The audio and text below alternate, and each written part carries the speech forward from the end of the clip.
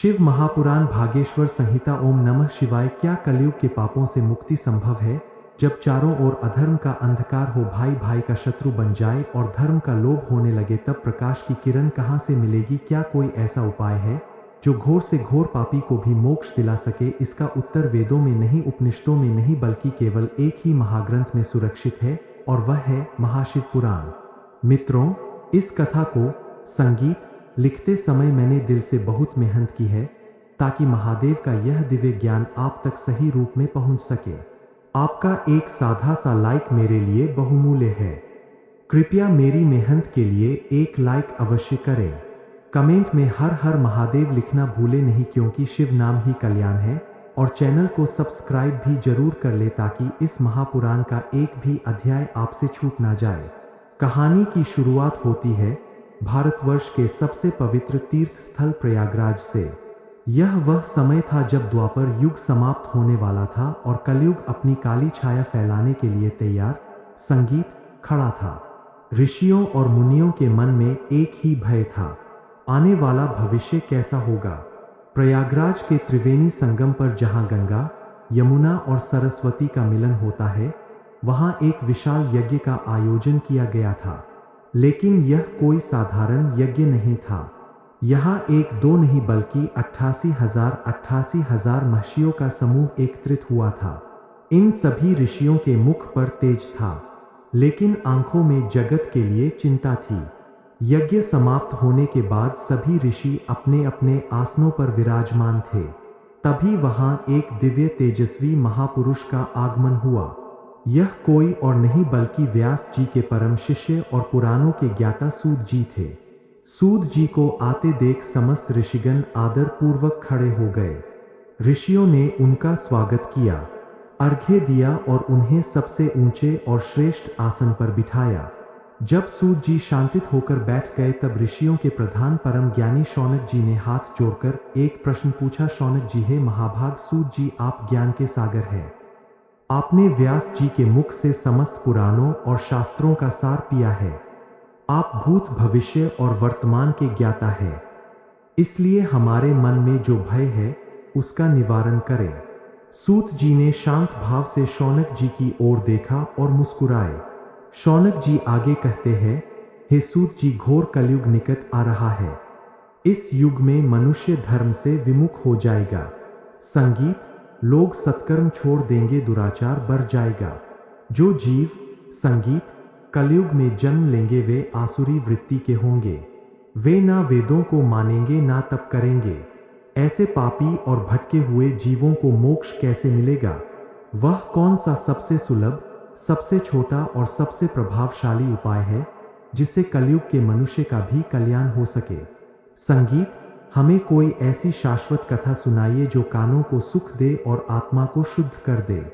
शौनक जी का यह प्रश्न केवल उनका नहीं था बल्कि पूरी मानवता के लिए एक पुकार थी।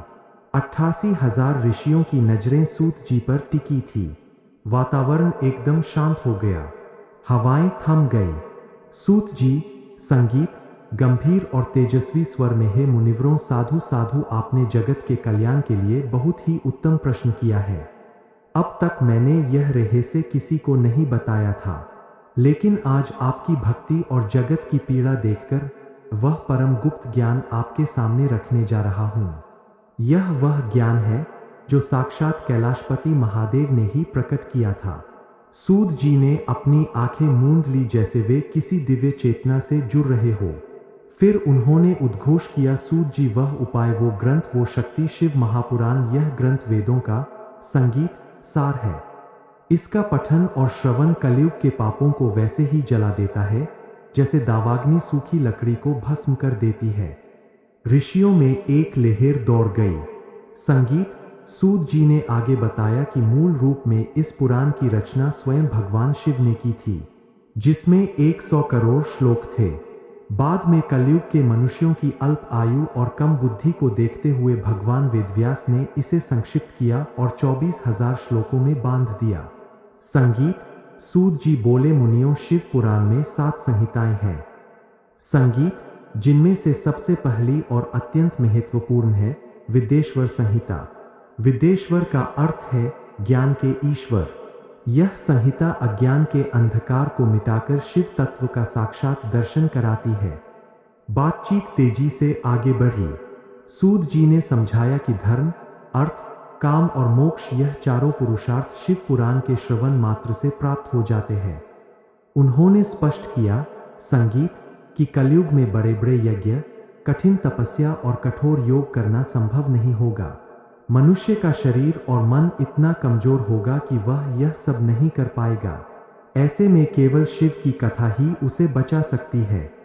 संगीत, यहाँ सूत जी का स्वर बदल गया। उनकी आवाज में एक भारीपन, एक करुणा और असीम भक्ति का भाव आ गया। उन्होंने ऋषियों की आंखों में झांकते हुए कहा, सूत जी भावुक और मन स्वर में, हे शौनक, तुम कलयुग के भय की बात करते हो। सत्य है, कलयुग बड़ा क्रूर होगा, लेकिन तुम महादेव की करुणा को नहीं जानते। शिव यह शब्द केवल नाम नहीं है मुनिवर, यह एक मंत्र है, एक कवच है, एक भरोसा है। कल्पना कीजिए उस दृश्य की। नैमिषारण्य के घने वनों में पवित्र अग्नि के समक्ष संगीत बैठे सूत जी की आंखों में आंसू थे। उन्होंने कहा, जब कोई अभागा जीव जिसने जीवन भर केवल पाप किए हो, जिसने कभी धर्म का मार्ग ना देखा हो, मृत्यु के समय यदि उसके मुख से अनजाने में भी भूलवश भी शिव निकल जाए तो यमराज के दूत भी उसके पास आने से थरथर कांपते हैं। यमराज अपने दूतों को आदेश देते हैं, जाओ उस आत्मा को छोड़ दो जिसके मस्तक पर त्रिपुण है, जिसके गले में रुद्राक्ष है, या जिसकी जहवा पर शंकर का नाम है। वह मेरा नहीं, वो तो महाकाल का है। उस क्षण वहां बैठे 88,000 ऋषियों को ऐसा प्रतीत हुआ मानो साक्षात महादेव ने उन्हें अपनी बाहों में भर लिया हो। कलयुग का सारा भय कपूर की तरह उड़ गया। एक दिव्य शांति, एक अभय का भाव सबके हृदयों में उतर संगीत गया। उन्हें विश्वास हो गया कि जब तक महादेव तब तक इस जगत का कोई अनिष्ट नहीं कर सकता। शिव का नाम ही कलयुग की औषधि है। इस भावनात्मक क्षण के बाद जिज्ञासा और बढ़ गई। ऋषियों का भय तो दूर हो गया था, लेकिन अब उनके मन में शिव के स्वरूप को जानने की तीव्र इच्छा जाग उठी थी।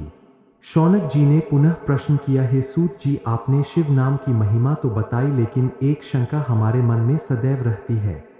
इस संसार में सभी देवताओं की पूजा मूर्ति प्रतीक के रूप में होती है।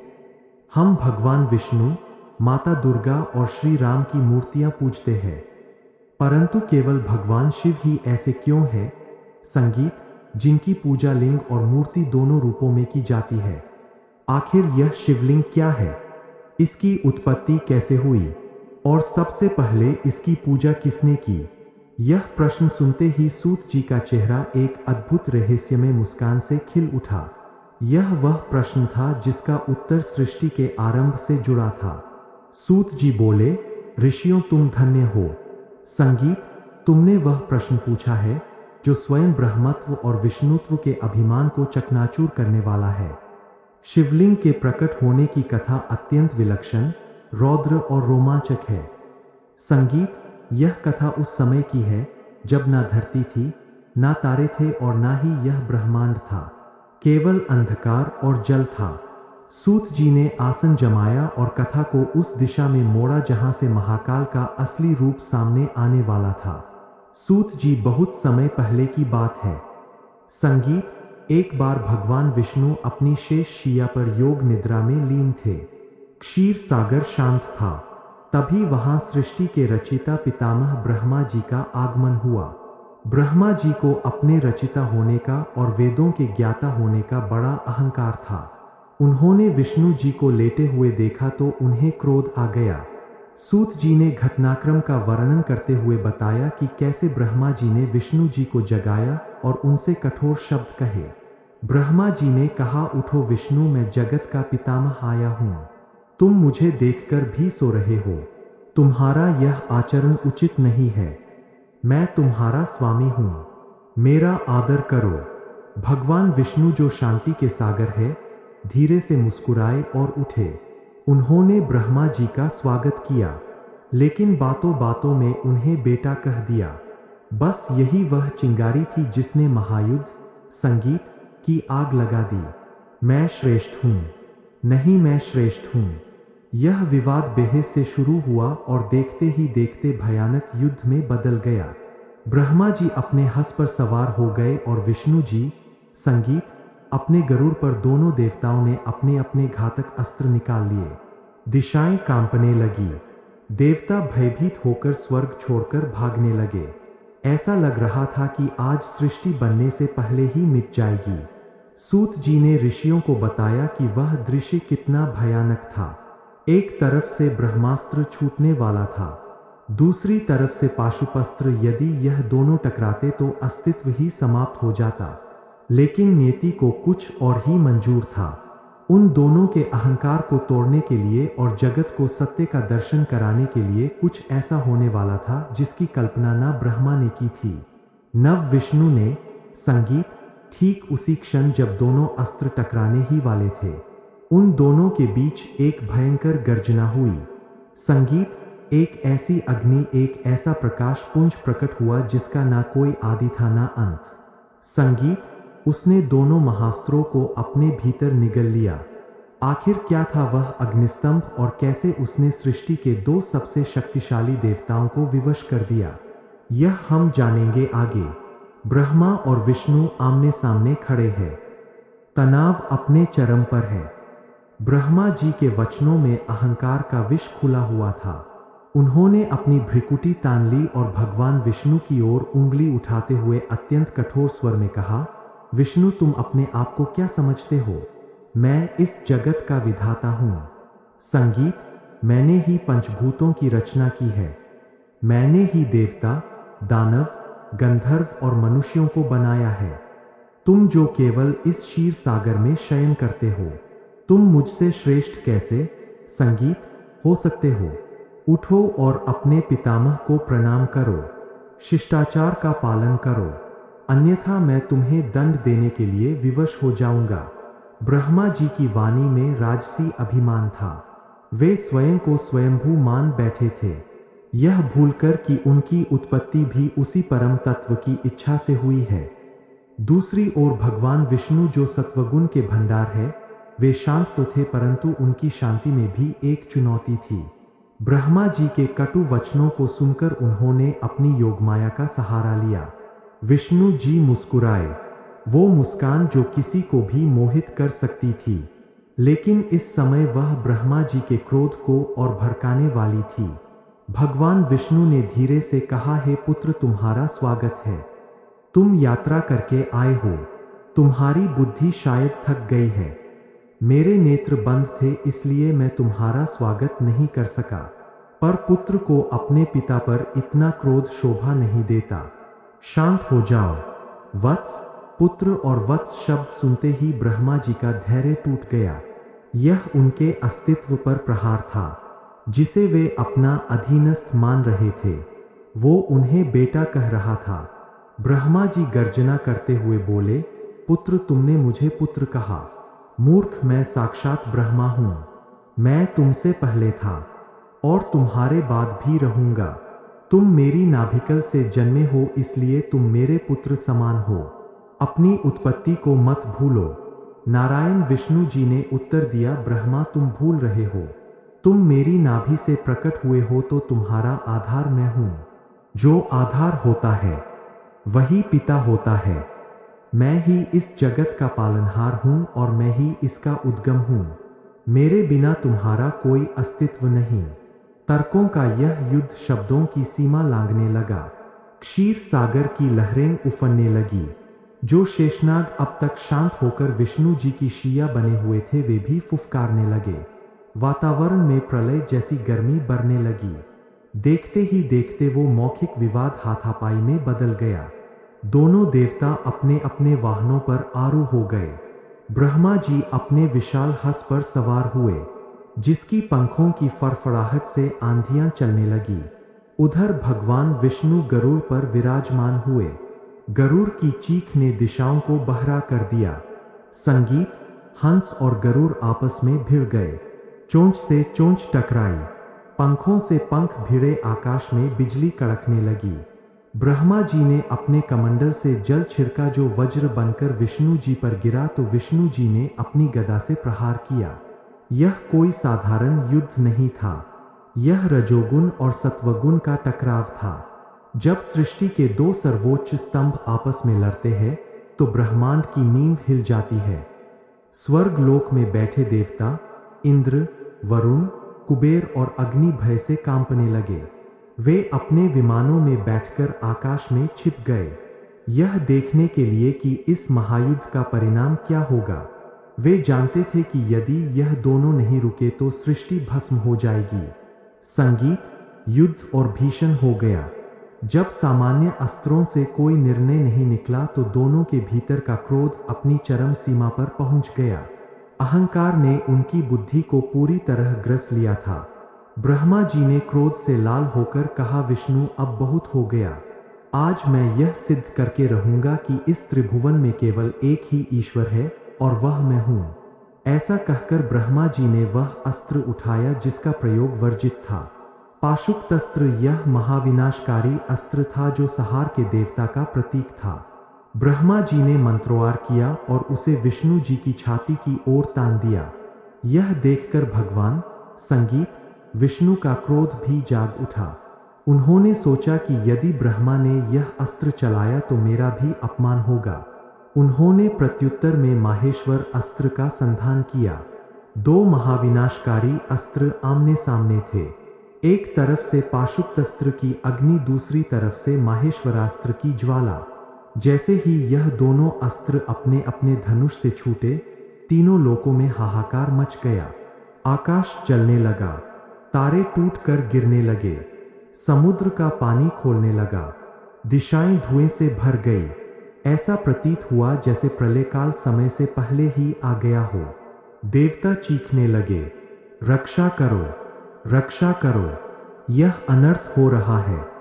लेकिन अहंकार में अंधे हो चुके ब्रह्मा और विष्णु को किसी की संगीत पुकार सुनाई नहीं दे रही थी।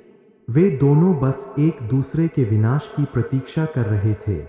वे अस्त्र एक दूसरे की ओर तीव्र गति से बढ़े। उनके टकराने में बस कुछ ही क्षण शेष थे और तभी एक चमत्कार हुआ। ठीक उस बिंदु पर जहां दोनों अस्त्र टकराने वाले थे, वहां एक अकल्पनीय घटना घटी। अचानक उन दोनों के बीच एक भीषण गर्जना हुई, ऐसी ध्वनि जैसे करोड़ों ब्रह्मांड एक साथ टूट गए हो। उस ध्वनि के साथ ही वहां एक विशाल अग्नि स्तंभ, पिलर ऑफ फायर प्रकट हुआ। यह कोई साधारण अग्नि नहीं थी, यह अग्नि शीतल भी, संगीत थी और दाहक भी। इसका प्रकाश इतना तीव्र था कि करोड़ों सूर्य भी इसके सामने फीके पड़ जाए, फिर भी यह आंखों को चुभ नहीं रहा था। यह स्तंभ पृथ्वी को चीरकर पाताल से भी नीचे जा रहा था और आकाश को चीरकर ब्रह्मलोक से भी ऊपर जा रहा था। यह अनादि था जिसका कोई आरंभ नहीं और अनंत था जिसका कोई अंत नहीं। जैसे ही यह अग्निलिंग प्रकट हुआ, ब्रह्मा और विष्णु के चलाए हुए दोनों महाविनाशकारी अस्त्र जो सृष्टि को भस्म करने की क्षमता रखते थे, वे उस स्तंभ की लौ में ऐसे समा गए जैसे आग में पतंगा। संगीत, वह स्तंभ उन अस्त्रों को पी गया और उसे डकार तक न आई। ब्रह्मा और विष्णु का युद्ध थम गया। हंस ने पंख फड़फड़ाना बंद कर दिया, गरुड़ शांत हो गया। कुछ क्षण पहले जहां मृत्यु का तांडव था, वहां अब एक भयावह सन्नाटा छा गया। केवल उस अग्नि स्तंभ की धू-धू करती हुई आवाज गूंज रही थी। ब्रह्मा और विष्णु जो अभी एक दूसरे को मारने पर उतारू थे, अब उस स्तंभ को देखकर विस्मित थे। उनका अहंकार उस विराट स्वरूप के सामने बौना पड़ गया। वे अपने वाहनों से नीचे उतरे और हाथ जोड़कर उस स्तंभ को देखने लगे। विष्णु जी ने कांपते स्वर में कहा, यह क्या है? यह अग्नि कहां से आई? इसका ना तो कोई आधार दिखता है और ना ही कोई शिखर। यह तो अद्भुत है, यह अव्यक्त है। क्या हमारे युद्ध को रोकने के लिए किसी संगीत तीसरी शक्ति ने हस्तक्षेप किया है? ब्रह्मा जी की आंखों में भी भय और आश्चर्य मिश्रित था। उन्होंने कहा, मैंने पूरी सृष्टि रची है, परंतु मैंने आज तक ऐसा तेजपुंज नहीं देखा। यह तो इंद्रधनुष की तरह हजारों रंगों में चमक संगीत रहा है, कभी लाल, कभी नीला, कभी स्वर्ण। यह निश्चय ही कोई महान यक्ष है या कोई परम शक्ति। उस अग्नि स्तंभ के सामने खड़े होकर उन दोनों को अपनी लघुता का आभास होने लगा। यह वो क्षण था जब मैं अहंकार का स्थान विस्मय आश्चर्य ने ले लिया। परंतु देवताओं का स्वभाव इतनी जल्दी नहीं बदलता। विस्मय के साथ साथ उनमें संगीत पुनः प्रतिस्पर्धा की भावना जाग उठी। भय तो चला गया, लेकिन जिज्ञासा और स्वयं को श्रेष्ठ सिद्ध करने की भूख अभी शांत नहीं हुई थी। विष्णु जी ने ब्रह्मा जी की ओर देखा और कहा, ब्रह्मा, हम व्यर्थ ही युद्ध कर रहे थे। हमारे बल की वास्तविक परीक्षा तो अब होगी। यह जो अग्नि स्तंभ हमारे बीच खड़ा है, यही हमारे विवाद का निर्णय करेगा। ब्रह्मा जी ने पूछा, वो कैसे? विष्णु जी बोले, हम दोनों में से जो भी इस स्तंभ का संगीत अंत एंड और आदि बिगिनिंग ढूंढ निकालेगा वही श्रेष्ठ माना जाएगा। मैं नीचे की ओर जाता हूं इसकी जड़ मूल खोजने, तुम ऊपर की ओर जाओ इसका शिखर अंत खोजने। जो पहले छोर ढूंढकर वापस आएगा वो बड़ा होगा। ब्रह्मा जी को यह प्रस्ताव पसंद आया। उन्हें अपनी गति पर अभिमान था। उन्होंने सोचा, ऊपर जाना तो मेरे लिए खेल है। मैं अभी उड़कर इसका शिखर देख आऊंगा और विष्णु को हराकर अपनी श्रेष्ठता सिद्ध कर दूंगा। समझौता हो गया। अब दोनों को ऐसे रूपों की आवश्यकता थी जो वायु और पाताल में तीव्र गति से जा सके। भगवान विष्णु ने अपनी काया बदली। उन्होंने एक विशाल काले रंग के वराह, वाइल्ड, संगीत, बोर सूकर का रूप धारण किया। एक ऐसा वरा जिसका शरीर पर्वतों जैसा विशाल था, जिसके दांत वज्र के समान थे और जिसकी आंखों में पाताल को भेदने की शक्ति थी। घुर-घुर की ध्वनि करते हुए विष्णु रूपी वराह ने धरती को खोदा और पाताल की गहराइयों में उस अग्नि स्तंभ की जड़ खोजने के लिए नीचे उतरते चले गए। उनकी गति वायु से भी तेज थी। वे योजन दर योजन नीचे जाते गए। 1000 योजन, लाख योजन, करोड़ योजन। संगीत। दूसरी ओर ब्रह्मा जी ने एक विशाल हंस स्वान का रूप, संगीत, धारण किया। वो हंस जिसका रंग दूध जैसा श्वेत था और जिसके पंखों में वायु का वेग था। ब्रह्मा जी ने उड़ान भरी। वे तेजी से ऊपर की ओर उड़े। बादलों को चीरते हुए, नक्षत्रों को पीछे छोड़ते हुए वे उस अग्नि स्तंभ के शिखर की तलाश में ऊपर बढ़ते गए। प्रतियोगिता शुरू हो चुकी थी। समय बीतता गया। 1 वर्ष नहीं, 100 वर्ष नहीं, बल्कि हजारों वर्ष बीत गए। नीचे पाताल के अंधकार में विष्णु वराह रूप में लगातार नीचे जा रहे थे।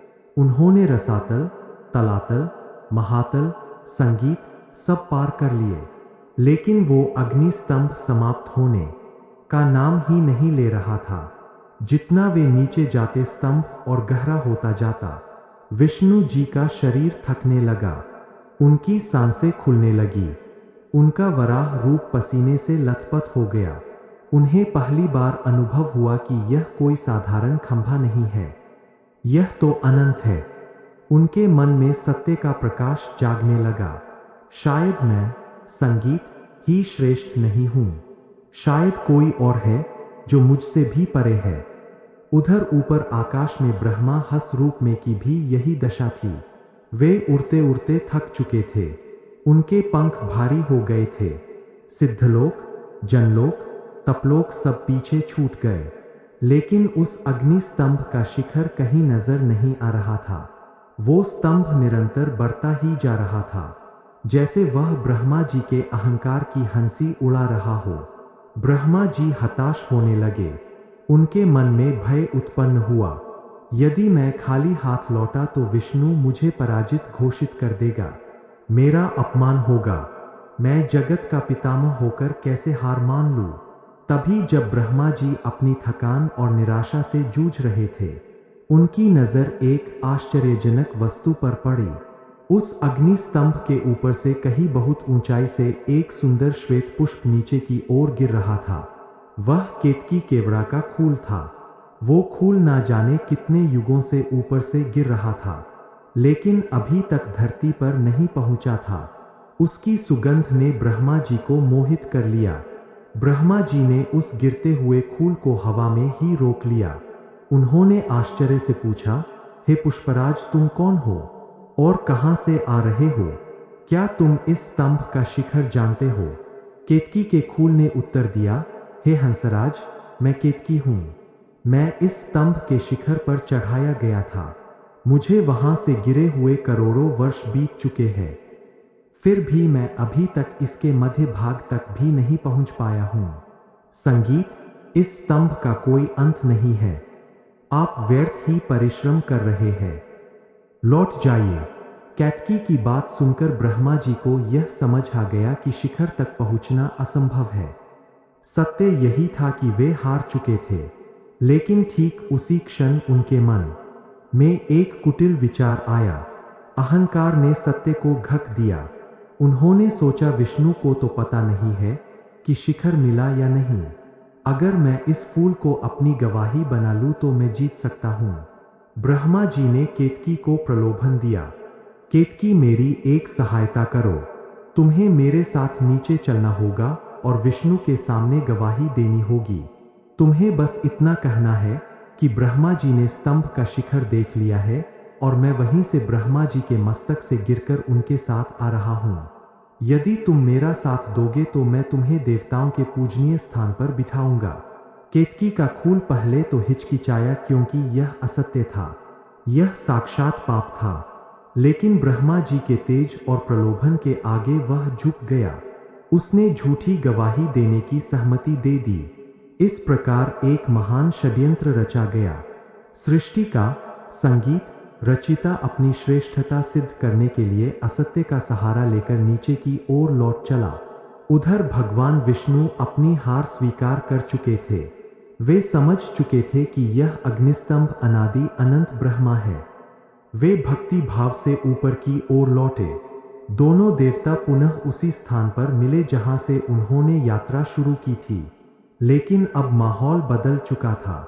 एक के मन में सत्य की स्वीकारोक्ति थी और दूसरे के मन में झूठ का कपट। विष्णु जी थके हुए पर शांत थे। ब्रह्मा जी के चेहरे पर झूठी विजय की चमक थी। क्या यह झूठ संगीत टिक पाएगा? क्या वो अग्नि स्तंभ इस छल को सहन कर पाएगा? और जब महाकाल उस स्तंभ से बाहर आएंगे तो उस झूठे गवाह और अभिमानी रचिता का क्या हाल करेंगे? यह विध्वंस हम देखेंगे आगे। पाताल की अतल गहराइयों में हजारों वर्षों तक भटकने के बाद भगवान विष्णु अपने मूल स्थान पर लौट आए। उनका वराह रूप अब शांत हो चुका था और उन्होंने पुनः अपना चतुर्भुज स्वरूप धारण कर लिया था। उनके चेहरे पर थकान तो थी, लेकिन पराजय की ग्लानि नहीं थी। इसके विपरीत उनकी आंखों में एक अद्भुत संतोष था, सत्य को जान लेने का संतोष। विष्णु जी ने उस महातेजस्वी अग्नि स्तंभ के सामने हाथ जोड़ दिए और मन ही मन नमन किया। उन्होंने स्वीकार कर लिया था कि यह शक्ति उनसे परे है। उन्होंने सोचा, मैं इसका आदि जड़ नहीं पा सका।